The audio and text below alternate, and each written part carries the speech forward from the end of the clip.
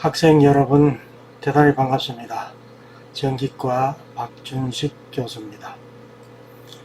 지난 시간에는 문제 해결 절차에서 해결안, 즉 대안을 개발하는 방법에 대해서 살펴보았는데요. 오늘은 지난 시간에 이어서 창의적 문제 해결 제12장 대안의 선택과 의사결정에서는 도출된 여러 대안들 중에서 최적의 대안을 찾기 위한 합리적 의사결정 방법에 대해서 공부해 보도록 하겠습니다.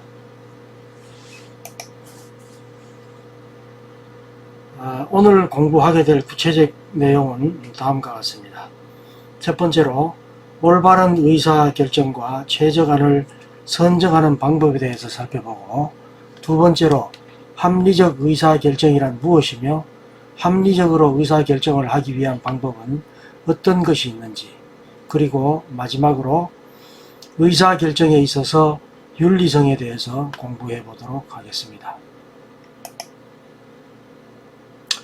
여러분들이 오늘 이 학습을 통해서 알아야 할 내용입니다. 첫 번째로는요, 합리적 의사결정을 위한 6가지 질문과 상황 변수를 알고 설명할 수 있어야 합니다. 두 번째, 의사결정을 위한 방법이 어떤 것이 있는지 알고 이를 의사결정에 적용할 수 있어야 합니다. 세 번째로, 최적안 선정을 위한 시트를 활용하여 합리적 의사결정을 할 수 있어야 하며, 마지막으로 의사결정의 윤리성이란 무엇이며 의사결정을 할 때 윤리성이 어떻게 작용되는지에 대해서 설명할 수 있어야 하겠습니다. 학생 여러분들 모두 게임 참 좋아하시죠? 의사결정과 관련된 게임을 다 같이 한번 보도록 하겠습니다. 지금부터 교재 213쪽에 있는 게임의 법칙을 설명하도록 하겠습니다.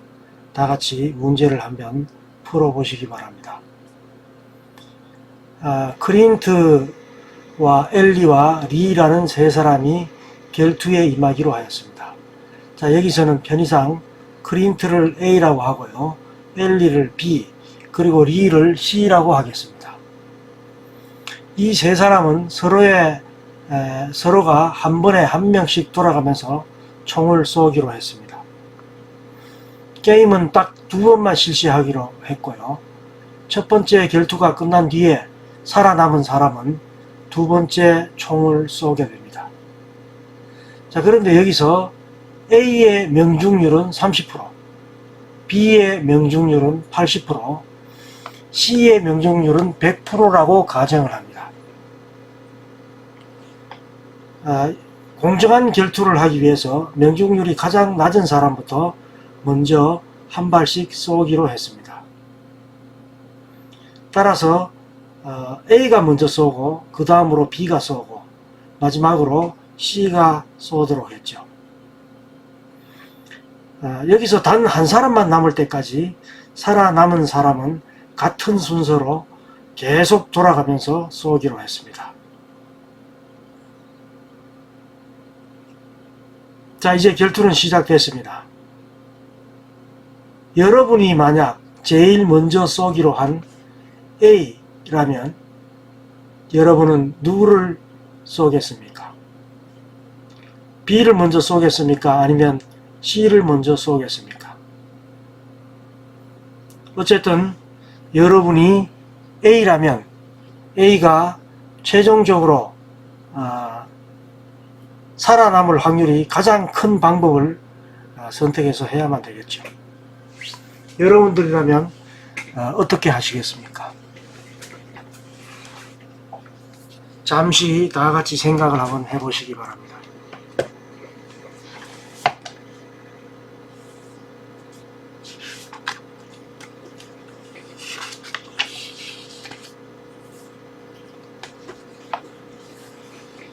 자, 만약 A가 여기서 B를 쏠 경우에는 B가 사망을 하거나, 제대로 쐈으면 이제 B가 사망을 하겠죠. B가 사망을 하거나 아니면 불발이 일어날 수도 있을 겁니다. 그런데 A는 명중률이 30%라 그랬죠. 자, 근데 만약에 그 30%가 여행이 성공을 해서 B가 사망을 한다면 다음 차례가 C가 되겠죠. 그러면 C는 명중률이 100%니까 바로 A를 쏘게 될 것입니다. 만약 A가 B를 쏠 때 불발이 생겼다면 다음 차례는 B가 살았기 때문에 B가 C를 쏘게 되겠죠. 이때 B는 명중률이 80%라고 했죠. 만약에 C가 사망을 하게 되면 다시 그 다음 차례가 A가 되게 되고 A는 B를 쏘겠죠. 그러나 어쨌든 A의 명중률은 30%이기 때문에 불발이 날 가능성이 아주 큽니다. 불발이 나게 되면 C는 B를 쏘게 되겠죠. 그러면 B는 반드시 사망을 하게 될 겁니다. C가 이제 100%의 확률을 가졌기 때문에요. 다음 경우에는 A가 C를 쏠 경우를 생각해 볼 수 있겠죠. 이때 요행이 C가 사망을 하게 되면 그 다음 쏠 사람은 바로 B가 될 것입니다. B는 성공 확률이 80%이기 때문에 B는 A를 쏘게 될 것이고 A는 사망 확률이 바로 80%가 되겠죠. 근데 A가 C를 쏘았을 때 불발이 일어나게 되면 그 다음은 B의 차례가 되겠죠. 이때 B는 C를 쏠 것입니다.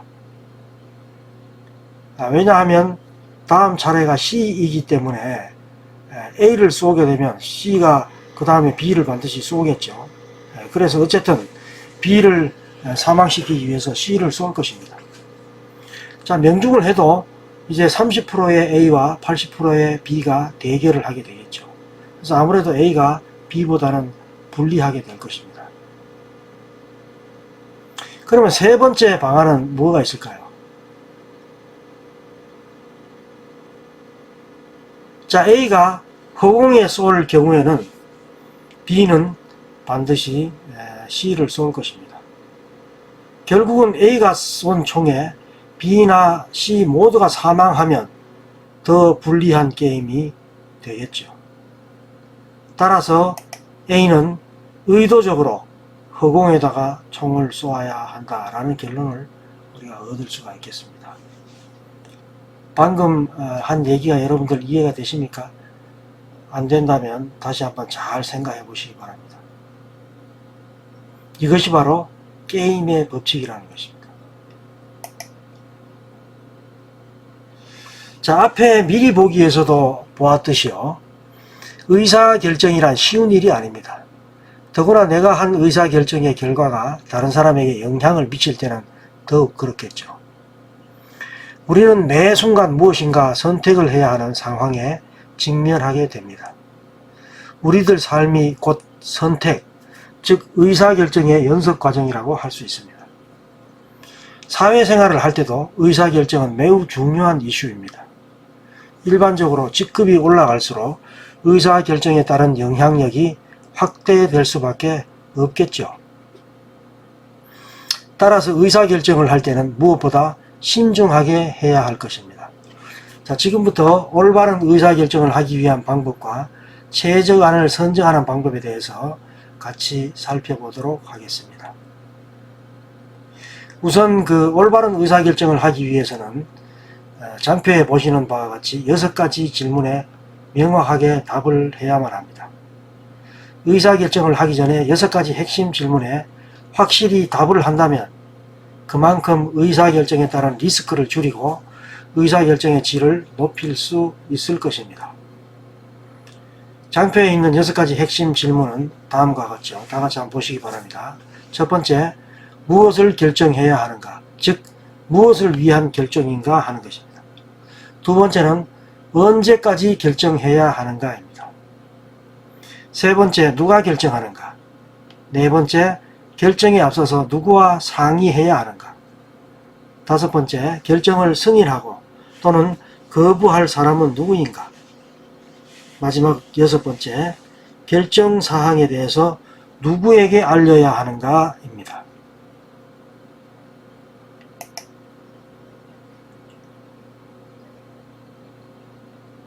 자, 의사결정을 하기 전에 해야 하는 6가지 핵심 질문에 대해서 좀 더 자세하게 살펴보도록 하겠습니다. 올바른 의사결정을 하기 위한 첫 번째 핵심 질문은 무엇을 결정해야 하는가 라고 말씀드렸죠. 자, 이것은 의사결정 과제를 명확하게 하는 것을 말합니다. 이때 가능한 무엇을 어떻게 한다 라는 식으로 구체적으로 표현을 해야 합니다. 예를 들어서 연구개발 부문 기술직 매니저의 의사결정 능력을 증진시키기 위한 코칭 운영 방법과 운영 주제를 결정한다 와 같이 말이죠.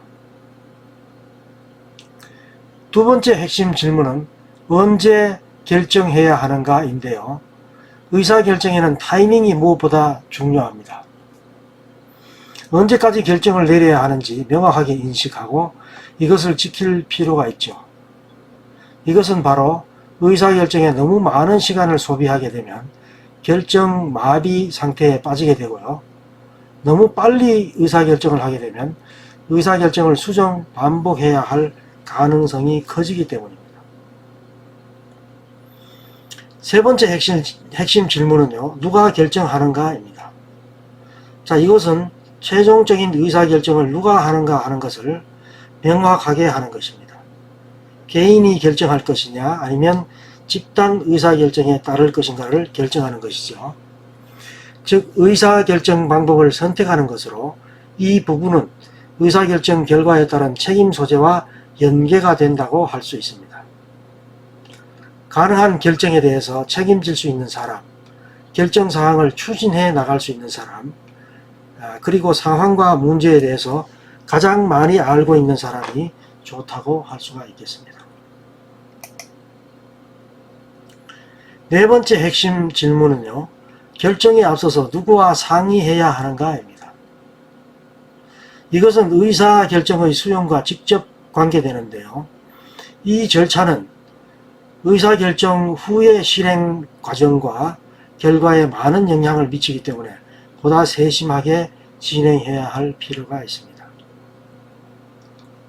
의사결정 전 협의해야 할 상대는 전문가 지원 그룹, 그리고 실행주체, 이해관계자 등이 있습니다. 여기서 이해관계자는 최종 결정에 책임이 있는 사람, 결과에 의해 영향을 받을 사람, 결정사항 실행에 따라서 피해를 보거나 거부할 수 있는 사람 등을 포함한다고 할 수 있습니다. 다섯 번째, 결정을 승인 혹은 거부할 사람은 누구인가입니다. 이것은 의사결정 방법과 관련이 있는 사항인데요. 개인 의사결정의 경우에는 최종 결정권자를 확인하는 것이고, 집단 의사결정의 경우에는 핵심 인물, 즉 키맨이 누구인지 확인하는 것입니다. 이를 확인해서 의사결정 실제의 요구사항과 스타일을 반영하는 것이 최종 승인을 받는 데 매우 중요한 사항입니다. 승인을 위한 전제 조건이나 제한 요건들은 무엇인지 확인하는 것이 합리적 의사결정을 하는 데 많은 도움이 된다고 볼 수 있습니다. 여섯 번째 핵심 질문은요. 결정사항에 대해서 누구에게 알려야 하는가입니다. 결정이 내려지면 알려야 할 대상을 모두 파악한 후에 그 결정에 영향을 받게 될 개인 혹은 조직에 결정사항을 전달해야 하죠. 의사결정 사항에 대해서 누구에게 어느 정도까지 알려야 할지를 사전에 검토할 필요가 있습니다.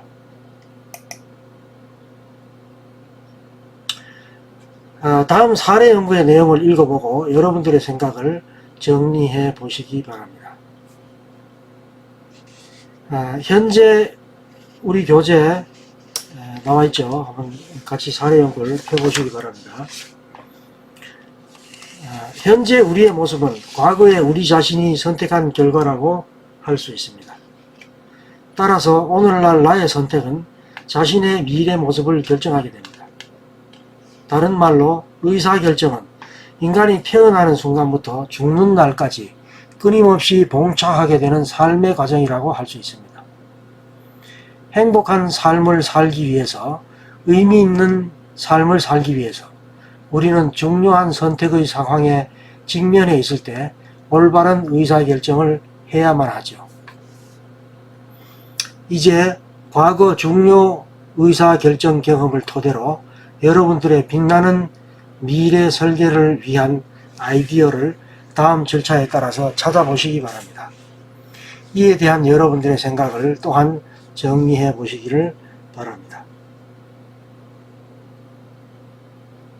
자, 지금까지 자신이 의사결정했던 주요 이슈 3가지 정도에 대해서 생각해 보시고 각각의 상황에서 어떤 선택을 했는지 확인 한번 해 보시기 바랍니다. 또 중요 의사결정 순간에 그 선택을 하게 된 상황이나 이유, 기준에 대해서 생각해 보시기 바랍니다. 마지막으로 중요한 의사결정의 결과에 대해서 지금은 어떻게 생각하는가, 이러한 과정을 통해서 나온 결과를 토대로 해서 앞으로 중요한 선택을 할 때 어떤 사항을 점검해야 할지에 대해서 여러분의 생각을 제시해 보시기 바랍니다. 이제 두 번째, 의사결정 방법과 상황 변수에 대해서 살펴보도록 하겠습니다. 의사결정을 위한 방법은요, 협의에 의한 의사결정 방법이 있습니다. 이 방법은 리더가 여러 사람의 제안을 수용해서 리더가 최종적으로 의사결정을 하는 방법입니다. 이 방법의 장점으로는 그룹의 사고력이 향상되고 토론 문화 조성에 구성원이 참여할 수 있다는 것입니다. 그리고 단점으로는 잘못하면 편가르기가 될 우려가 있다는 것입니다. 그래서 이 방법은 다소 시간적 여유가 있을 때 적합하다고 할 수 있고요. 중요한 문제에 대한 의사결정을 할 때 적합하다고 할 수가 있겠습니다. 두 번째, 합의에 의한 의사결정 방법은 결정 권한을 조직 구성원들에게 위임하는 경우입니다. 이 방법은 구성원들의 완전 합의를 통해서 최종 의사결정을 그룹 또는 팀이 하는 방법인데요. 이 방법의 장점으로는 실행력이 높다. 그리고 상사의 전횡을 방지할 수 있고요. 모든 상황을 고려할 수 있다는 것입니다. 단점은 장시간이 소요되고 그리고 양보 등으로 결정의 질이 낮게 될 우려가 있고요. 책임지는 사람이 없다는 단점이 있습니다. 이 방법은 의사결정에 시간이 많이 소요되기 때문에 시간적 여유가 많을 때 적합한 방법이라고 할 수 있고 어느 정도 중요한 문제 결정에 적합한 방법입니다. 세 번째, 권위에 의한 의사결정 방법은 리더가 현재 가지고 있는 정보를 이용해서 스스로 의사결정을 내리는 방법입니다. 이 방법은 리더가 구성원들로부터 단편적 정보를 얻기는 하되 문제를 정의하고 대안을 발견하며 평가하는 과정에 구성원을 참여시키지 않는 방법입니다. 또한 구성원들은 문제에 대해서 걱정하거나 리더와 함께 대안 발견을 고민할 필요가 없죠. 자, 이 방법의 장점으로는 신속한 실행을 할 수 있다는 것이고 결정에 일관성이 있게 된다는 것입니다. 단점으로는요, 공감대 저하로 실행력이 미비될 수가 있고 리더의 수준에 따라서 성과가 좌우될 수 있다는 것입니다.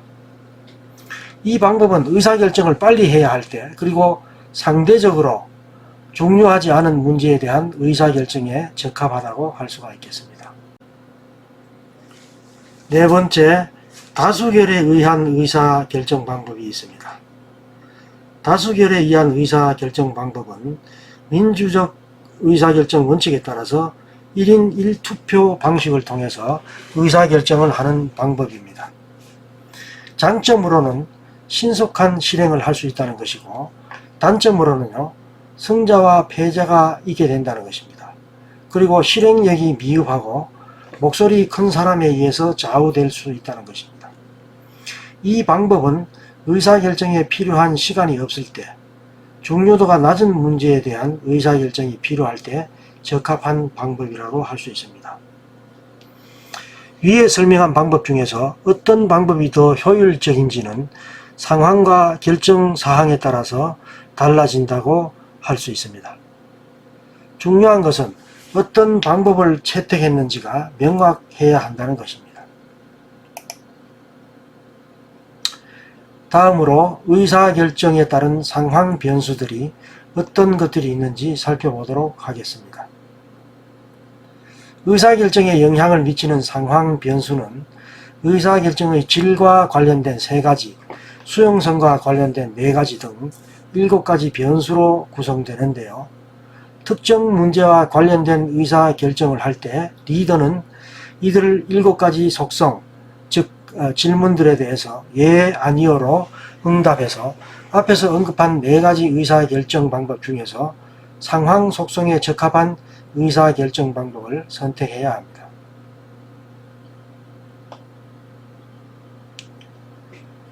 의사결정과 관련된 상황 속성의 변수 3가지는 첫 번째, 의사결정의 질이 중요한 이슈인지를 물어보는 의사결정의 중요성, 그리고 두 번째, 효과적 의사결정을 위한 충분한 지식 그리고 정보를 갖고 있는지를 물어보는 리더의 정보 수준, 세 번째는요, 해결해야 할 문제가 구조화되어 있는지, 즉 단순화되어 있는지를 물어보는 문제의 구조화이고요.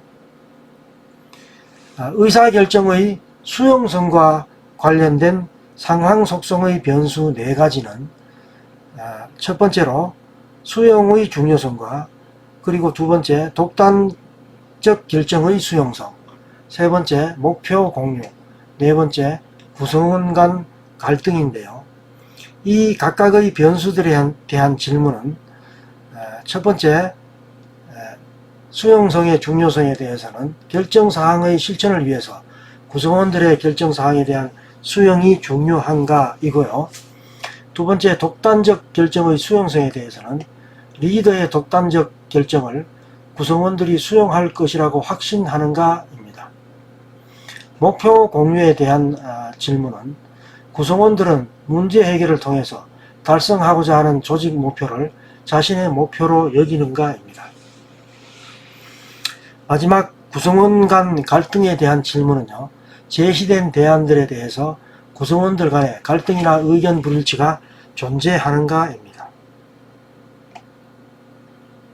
의사결정에 영향을 미치는 위의 7가지 질문에 대한 답을 해봄으로써 상황 속성에 적합한 의사결정 방법을 선택할 수가 있습니다.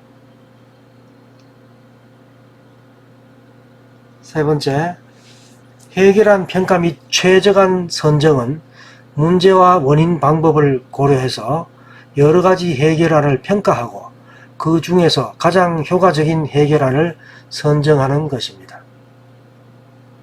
해결안 선정을 위해서는요, 중요도와 실현 가능성을 고려해서 종합적인 평가를 내리고 채택 여부를 결정합니다.